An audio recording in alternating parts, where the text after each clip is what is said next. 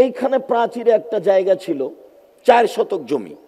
4 শতক জমির দাম, জমি যে বিক্রি করে সেই বলে, তা আপনি তো বলছেন 20 লাখ, যে বলছে যে প্রাচীর দিতে দেওয়া হবে না ও তো বলছে 40 লাখ,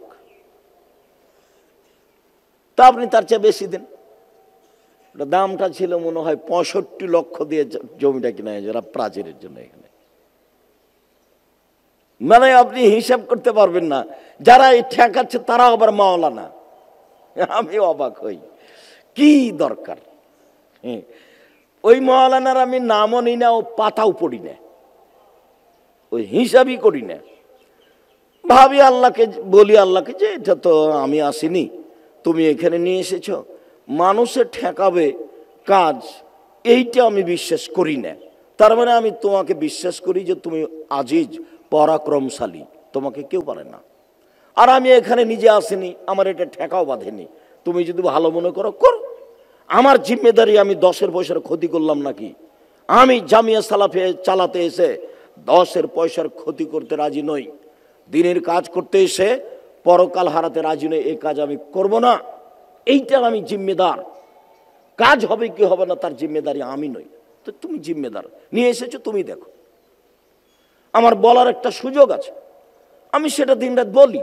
আমি এটা নিয়ে আমি কেন জিম্মেদারি পালন? তুমি করো, তুমি প্রাচীর করে দাও। তো দেখি ধীরে ধীরে ধীরে ধীরে হতেই আছে, ধীরে ধীরে ধীরে ধীরে হতেই আছে। আপনি বিশ্বাস করেন, ওই যে পেপার পত্রিকা নয়, এই যে নেটে দেখা যায় যে আব্দুর রাজ্জাক সাহেব জমি দখল করেছে, ভূমিধস। এখন এই যে কাপড় দেওয়া আছে, এরপরে যেটা গর্ত সেটা সেই জমি, আমি দখল করিনি। কেন নিব? এইখানে একটা জমির দাগ আছে, অনেক বড় দাগ, প্রায় 550 শতক জমি আছে সে দাগে।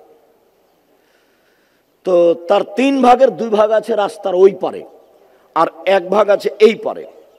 তো 1 ভাগের 123 শতক জমি আমি কিনেছি, করা আছে, খারিজ করা আছে। সেই জমিটা আমি খারিজ করেছি, নিয়েছি, চৌহদ্দি করেছি। রাস্তা থেকে শুরু করে 123 শতক নেওয়া আছে। এই দাগে রাস্তার এই পারে যেটুকু বাকি আছে সেটুকু এই সাদা কাপড়ের পরের নিচুটাকু। ও কোর্ট কাচারি, হাইকোর্ট, জজকোর্ট করে কিছুই হবে না। তো এখন আপনি যদি মামলা করেন আমার বিরুদ্ধে, তা আমি না গেলে তো আমি আদালতকে অপমান করলাম, তখন আমার তো ঝামেলা হবেই। কাজে আপনি আগে দৌড়ালে আমাকে তো তখন যাওয়াই লাগে। তখন আমি নিরুপায় উকিল একটা নির্ধারণ করেছি, ভাই আপনি আমার পক্ষ থেকে যান। আমি নাহি ফেন্সুগঞ্জ সিলেটে দুর্ঘটনা ঘটলো, তখন আমাকে বলছে ওসি সিগনেচার করেন, মামলা আমি চালাবো। আমি মানুষের বিরুদ্ধে মামলা করি না, আমি সিগনেচার করব না। আমি যদি মামলা করি আমি একাই চালাবো, ও চালাতে পারে না। আমি কি সিলেটে এসেছি মানুষকে মারার জন্য? মানুষ আমাকে মারবে কেন? আমি ওকে চিনি? আমি তাকে চিনি না, জানি না, আমি কেন মামলা করব? ও পারে না, ও তো সর্বশক্তিমান, ওই করুক, তার শক্তি অনুযায়ী করুক। যে এই সব আপনার ওই ভূমিধস কি যে রোজ লিখে আপনার ওই নেটে দেয়, ফেসবুকে পাওয়া যায়, তো ওর ওই কথা আমার কাছে সামান্যতম ভিতরে প্রতিক্রিয়া করে না। কোনো জেলাতে গেলে, কোনো দেশে গেলে, সৌদি আরব, দুবাই, কুয়েত, কাতার, আপনার বাহরাইন, তারপরে যে মালয়েশিয়া, মালদ্বীপ, ওমান গেলে মাঝে মধ্যে বলে, ভাইজান ওই যে আপনার ব্যাপারে যে ভূমিধস এগুলো লিখে, তা আপনি কি আসলে জমি দখল করেছেন? না, যে কি বলি আর। এখন মানুষ তো কিছু বললে কে কার মুখে বাধা দিবে, এটার আমার প্রয়োজন নাই। হবে একদিন মুখে বলে জমি বদলও করব না, বিক্রিও করব না, দানও করব না, এইভাবে বলে। তারপরে আমি আল্লাহকে বলি, যেদিন তুমি করবে সেদিন হয়ে যাবে। ঘুম থেকে উঠে বলবে যে ঠিক আছে দিলাম, একটা পথ হবে। আমার তো ঠেকা বাঁধেনি, যে নিয়ে এসেছে তার ঠেকা। তো সে তো সর্বশক্তিমান, তার আবার কি ঠেকা? তার নাম তো কাদির, তার নাম হলো আজিজ, তার নাম কাদির, তার নাম আজিজ। তিনি সব কিছু করতে পারেন, যার অত আমার কাছে দুশ্চিন্তা, টেনশন কিছু লাগে না। আল্লাহ ভরসা। আমি নিজে আসিনি, কাজ হবে, যে নিয়ে এসেছে সে দেখবে। আমার খালি সবসময় এইটা ভেতরে কাজ করে, আমার ক্ষতির কারণে কেন জামিয়া সালাফের জন্য ক্ষতি না হয়, এইটা আমার কাজ। আমি যেন 10 পয়সার ক্ষতি না করি, এইটা আমার কাজ। যে বলছি প্রায় 2 কোটি টাকা আছে খালি পাইলিং, ওই আমার টাকা 2-1 টাকা নাকি। ঢালাই আছে কত যেন, প্রথমে আছে 3 ইঞ্চি না 4 ইঞ্চি ঢালাই খোয়া, তারপরে প্রথমে আছে ইট, তারপরে আছে খোয়া ঢালাই, তারপরে 12 ইঞ্চি আছে পাথর ঢালাই, 12 ইঞ্চি। এখানে দেখেছেন কি না, কাল থেকে আছেন এই মসজিদের 105 ফুট আছে উত্তর দক্ষিণ, আর 180 ফুট আছে পূর্ব পশ্চিম। এই পিলার প্রায় 2 কোটির মতো টাকা, মানে হিসেবেরই বাইরে হিসেব। তা আমি কি ওগুলো নিজে বানালছি? কোথায় টাকা আছে? প্রায় সব প্রায় জমিগুলো কিনা, 3, 4, 5, 8, 10, কোনোটা 10 লাখ টাকা শতক, কোনোটা 3 লাখ টাকা, কোনোটা 4 লাখ টাকা, বেশিরভাগই 3 লাখ টাকা শতক। 1 শতক 3 লাখ টাকা, 200 শতক জমি আছে মসজিদের নামে বরাদ্দ। তো এগুলো তো কোনো ব্যক্তিগত লোকের পক্ষে সহজ সম্ভব নয়। আর আমার একটা ধারণা কাজ করে, আলহামদুলিল্লাহ, নেব্রাস ইসলামিক রিসার্চ ফাউন্ডেশন একটা সরকার অনুমোদিত অলাভজনক ফাউন্ডেশন আছে, তার অধীনে সব জমি জায়গা রেজিস্ট্রি হয়। কোথায় যা আছে দেখবেন, নেব্রাস ইসলামিক রিসার্চ ফাউন্ডেশন, অলাভজনক সংস্থা ফাউন্ডেশন, ওরই নামে হয়। এইটাও আবার বলেছিলেন যে গুলজার মাস্টার, যাকে মনে হচ্ছিল যে খুব দখল ক্ষমতা রাখে, বলেছিল ভাই আপনি কমিটি করে মাদ্রাসা চালাতে পারবেন না, একটা ফাউন্ডেশন তো করেন, রেজিস্ট্রি করেন, ওর অধীনে সব কিছু করবেন।